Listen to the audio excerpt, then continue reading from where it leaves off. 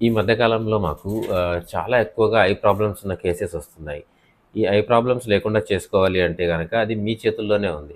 మీరేం చేస్తారు అంటే డైలీ ఒక 5-10 మినిట్స్ మీ పెట్ దగ్గర స్పెండ్ చేయండి. స్పెండ్ చేసేటప్పుడు మీరేం చేస్తారంటే దాని ఐస్‌ని అబ్జర్వ్ చేయండి.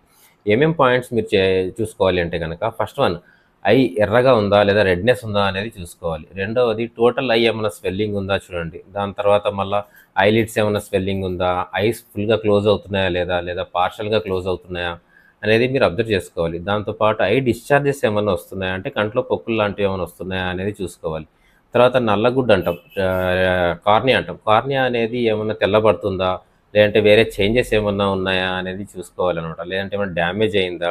లేదంటే ఐలో ఏదైనా గ్రోత్ ఉందా? హెయిర్ గ్రోత్ ఉందా? లేదంటే గనక ఏదన్నా మాసెస్ ఉన్నాయా? అనేది మీరు అబ్జర్వ్ చేస్తూ ఉండాలి.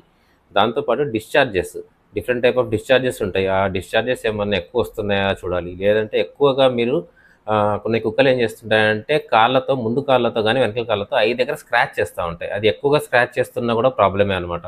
తర్వాత ఇంకొకటొచ్చేసి మీకు ఎక్కువగా ఐలో టియర్స్ అంటే కంట్లో నుంచి నీళ్ళు ఎక్కువగా రావడము, ఇలా చాలా ఉంటాయి. ఇవన్నీ గూడా మీరు ఒక 5-10 మినిట్స్ మీ పెట్ ముందు కూర్చొని మీరు డైలీ అబ్జర్వ్ చేయగలిగితే గనక, చిన్న చిన్న చేంజెస్ మీరు అబ్జర్వ్ చేసి, దాన్ని ఐడెంటిఫై చేసి మా దగ్గర తీసుకురాగలిగితే గనక, మేము దానికి ట్రీట్మెంట్ ఇవ్వగలం. చాలామంది ఏం చేస్తున్నారంటే గనక వాటిని నెగ్లెక్ట్ చేసి చిన్నదే కదా! తగ్గిపోతుంది కదా! ఐ డ్రాప్స్ వాడుకుందాం అని చెప్పేసి వాడుకుంటూ దాన్ని బ్లైండ్ చేసేస్తున్నారు.